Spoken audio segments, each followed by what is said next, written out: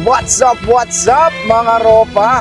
Magandang makulimlim na umaga sa ating lahat. Ito po ang yung lingkod suplado. O yun mga ropa, dahil ang kulit-kulit nyo. Tinag nyo ako dito. Tumaas nga ba talaga ang standards ng mga babae o pasupot lang ng pasupot yung lalaki? No? Hindi na makasabay. Eh kung tumaas standards ng babae, anong mali? Hindi ba dapat ikaw bilang lalaki tinataas at normal mong tinataas at dapat mong tinataas yung standards mo? Yeah, yung ikaw, yung pagkatao mo mismo. Oo. Hindi para umiyak ka dyan, no? Taos naman ng ano nyo, So ano pa sinasabihan mo yung ambag? mali kasi hindi ka makasabay. Talaga, totoo. Sobrang totoo. Diba? Taas ng standards mo. Ano bang iaambag mo? Ganto ganyan. Ba't pag-aambagin mo, kalalaki mong tao nga naman, no? Clarity is attractive. Confusion is exhausting. Ew. So kung tatanungin mo ako anong nag-work ngayon, number 1, be interested. Magiging interesado ka. Ang daming lalaki iniisip, paano siya magiging interesado sa akin? Pero maraming lalaki rin, hindi rin marunong makinig. Yeah. So, anong susi? Maging interesado ka, matuto kang makinig. Kasi kung marunong ka makinig, hindi mo kailangan ng technique. Kasi nakikita mo anong gusto niya, anong kailangan niya, kasi nakikinig ka. Okay, dito tayo mga ropa. Anong hindi natin kailangan ng technique? Kailangan ng technique. Laging kailangan ng technique sa buhay. Kaya kami tinatawag na life hacks. Diba? Technique, ibig sabihin napapadali. Gets? Para at least mas madali para sa'yo gawin. Kasi it can increase your confidence na gawin ang isang bagay. Bro, ganito lang yan. Bro, ganyan lang yan. Okay? Huwag kang mag-overthink, blah, blah, blah. So, kailangan ng technique. Yung mga ginagawa namin, karamihan doon, technique. Gets? So, hindi pwede na sasabihin mo na hindi mo kailangan ng technique. Kasi yung sinasabi mo ngayon, technique din yan. Gets? Walang pinagkaiba yan sa squats or sa deadlift. So, pag nag-deadlift ka, hindi pwedeng hindi proper form yung katawan mo or yung wala ka sa proper form kasi pwede ka ma-injury. Gets? Minsan, yung lakas mo nasasayang dahil mali yung form mo. Kaya, kailangan ng technique. Pag nag-deadlift ka, kailangan naka-diretso yung spine. And even yung paghinga, kailangan sakto sa pag-lift. Diba? Pag-lift mo ng barbell, pag nasa shin na yung bar, kailangan ibuga mo na yung hangin. Hindi mo pwedeng pigilan kung kailan na itaas mo na yung barbell tsaka ka lang hihinga. Then pwedeng mag-collapse ka. Kaya nga may technique. Uulitin ko, yung ginagawa natin, technique yun. Pinapadali natin para at least meron na silang idea. Ngayon, kung sakaling maranasan nila, maiintindihan nila lalo or pwedeng magets na nila, ganito pala yung sinasabi nila. Lalo na yung sinasabi ni Ropa. Gets nyo mga Ropa? Kaya kailangan ng technique at hindi mawawala ang technique. Maliwanag ba mga Ropa? Kaya sinasabi ko sa inyo mga Ropa, be very fucking careful sa pakikinig. Okay? Huwag kayo basta-basta makikinig. Questionin nyo lagi sa isip nyo, bakit niya sinasabi to? Bakit hindi kailangan ng technique? Yun nga yung magandang gawin. Diba? Lalo na pag ang tao nagtatanong sa'yo, we are the problem solver. We are giving the answer. Diba? Pag tinanong ka, kailangan may sagot ka. Hindi yung sasabihin mo, eto gawin mo. Hindi mo kailangan ng technique. Hindi pwedeng ganun. Diba? Especially sa lahat na nakikinig sa amin ay wala pang gano'y eksperyensa. Diba? Kung paparanas mo sa kanya yung naranasan mo, then pwedeng tamarin siya. Or pwedeng mawalan siya ng gana. Ay, ang hirap pala. Kaya nga may technique. Nagigets ba mga Ropa? Walang pinagkaiba sa pakikipag-usap mo sa babae, nag-approach ka. Pag lumapit ka sa babae, dapat may eye contact. Pero hindi rin dapat matagal. Diba? That's a technique.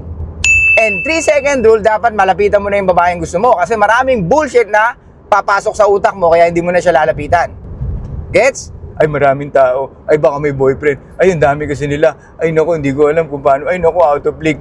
Yun ang technique. Kailangan bilisan mo within 3 seconds. Within 10 seconds, kailangan ma-break mo yung wall niya. Kailangan mapatawa mo siya.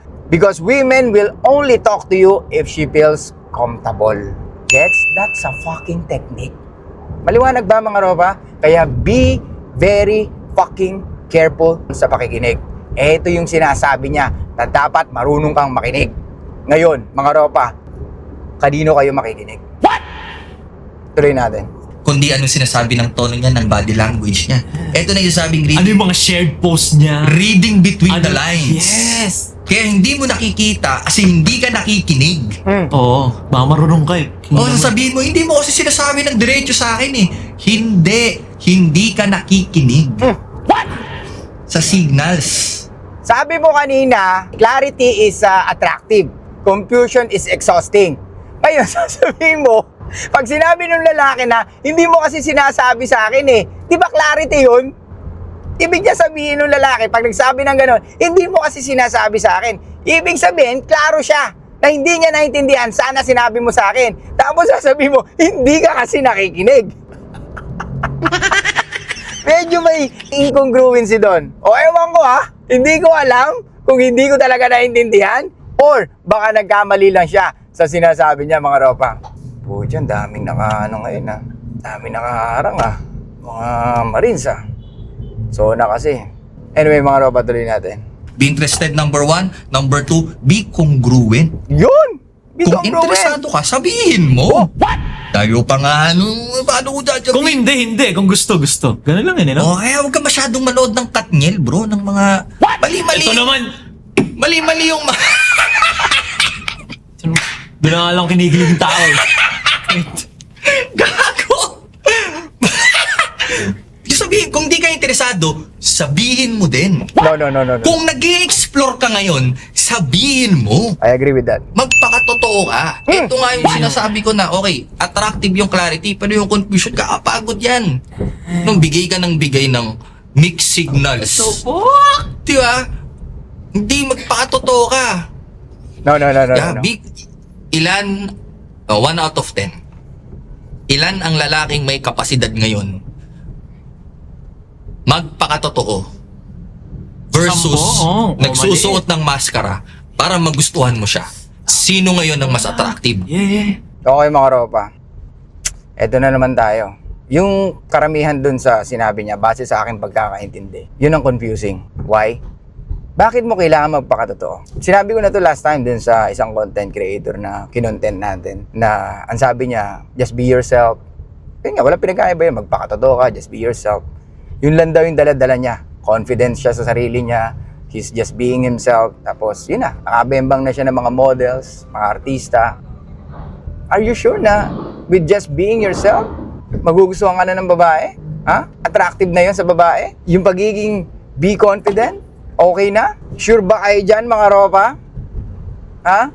Yung magpakatotoo ka at klaro ka sa sasabihin mo sa babae na I want exclusivity? What? Sabi niya, pag gusto mo, sabihin mo. Pag ayaw mo, sabihin mo rin. Yun ang confusing. Dahil mo sasabihin ayaw mo. Hindi mo na kailangan sabihin ayaw mo sa isang babae. Or ewan ko kung ano yung pinapertain niya doon ha. Hindi ko alam kung ano ibig niya sabihin doon. Sabi niya kasi, pag gusto mo, sabihin mo. So, I'm thinking na pag gusto mo ang isang babae, sabihin mo sa kanya. But anyway, clarity is not really attractive. Okay? Giving a woman a space and don't be fucking simp is attractive. Yan ang attractive mga ropa. Again, ulitin ko. Clarity is not really attractive. Kasi ang babae ay nanggagaling saan mga ropa? Sa feelings nila. Maliwanag. So kung ang babae nanggagaling sa feelings nila, pag umamin ka ba? Pag sinabi mo ba na gusto mong maligaw sa kanya? Pag sinabi mo ba na type mo siya o gusto mo siyang maging girlfriend, nakaka-attract yun sa babae? Or pwedeng ma-pressure siya? Kasi kinakausap mo siya base sa logical thinking mo na ang nangyayari, nagiging emotional ka. Nagkakabaligtad. Logical na gusto mo siya. Kaya gusto mo siyang ligawan, gusto mo siyang maging girlfriend. Pero emotional ka kasi by default, umaming ka na. What? Gets? Ulitin ko. Binibigyan mo ang babae na magdesisyon base sa logical thinking niya. Which is hindi dapat. Kasi ang babae, ginegauge niya tayo sa feelings niya. Di ba? Kaya kung sasabihin mo, I just want to be clear here and I want clarity. Gusto mo ba ako? Kasi gusto ko ng exclusivity sa atin dalawa. Are you sure na nandun na siya? Sa place na gustong gusto ka na niya? Para tanungin mo sa kanya yon, Ropa? I don't fucking think so. Most of men dito nagkakamali. Kaya nga may tinatawag tayong technique. Kagaya ng sinasabi ni Suplado Moto. Karamihan ng sinasabi natin ay technique. And at the same time, pinag-iisip ko kayo para at least mas madali nyong magets ang mga sinasabi ko. Hindi yung sobrang dali na wala na sa utak mo. Di ba? Kaya kailangan talaga kahit kayo, ini-stimulate ko yung emotions nyo o yung utak nyo. Eto mga ropa, let's be fucking honest. Ang dami nyo pinakikinggan for sure.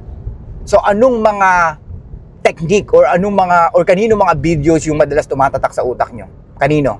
You can be honest with me.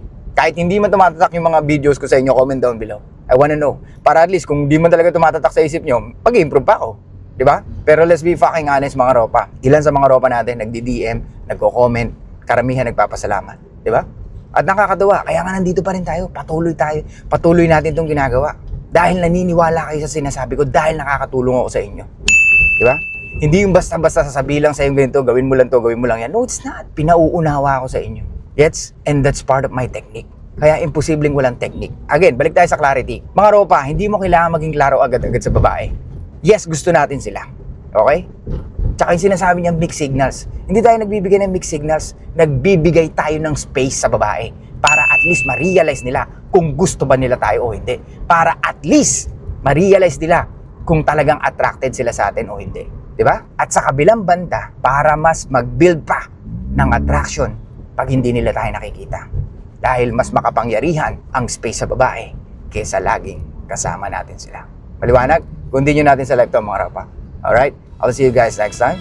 Show love, peace out, and be back in the studios mga ropa. Stop recording.